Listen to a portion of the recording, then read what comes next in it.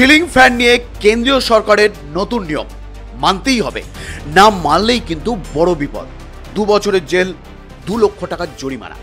কি নিয়ম দেখে নিন এক নজরে। এবার আরও কড়া বার্তা নরেন্দ্র মোদী সরকারের। সিলিং ফ্যান নিয়ে বড় সড় নির্দেশিকা জারি করল কেন্দ্র। বাধ্যতামূলক এই নির্দেশিকা না মানলে কড়া শাস্তির মুখোমুখি হতে পারেন আপনিও।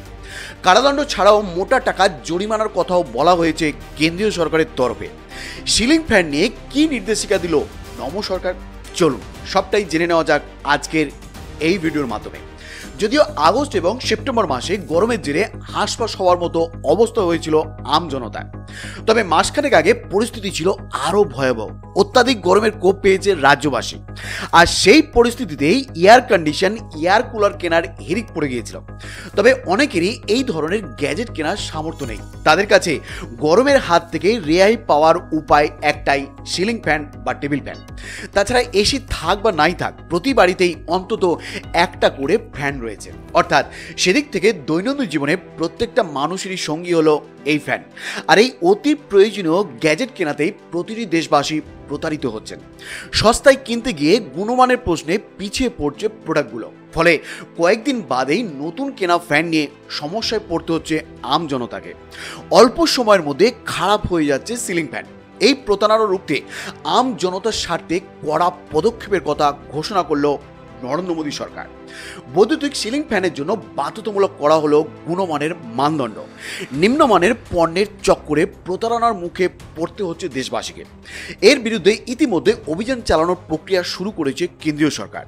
এর আগে নিম্নমানের প্লাস্টিকজাত পণ্যের ওপর নিষেধাজ্ঞা জারি করা হয়েছিল। পরে ইলেকট্রনিক গ্যাজেটের ক্ষেত্রে চার্জার ও ইউএসবি কেবলের ক্ষেত্রের মতো গুণমান নিয়ে প্রশ্ন উঠেছিল। গুণমানের এই ধরনের পণ্যের ক্ষেত্রেও জারি হয়েছে নিষেধাজ্ঞা। এবার সরকারের নজর নিম্নমানের ফ্যানের ওপর।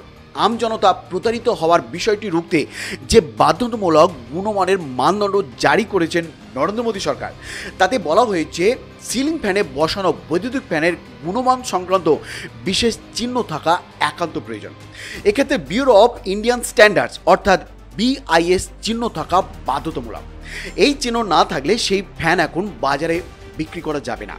বিজ্ঞপ্তি জারি 6 মাস পর থেকে কার্যকরী হবে এই নিয়ম, অর্থাৎ নতুন বছর থেকে চালু হবে নিয়মটি। বন্ধুরা, একদিকে বৈদ্যুতিক পাখার অভ্যন্তরীণ উৎপাদন বৃদ্ধি এবং অন্যদিকে নিম্নমানের পাখার আমদানি রোধ করাই এই উদ্যোগের প্রধান উদ্দেশ্য বলে জানা গিয়েছে।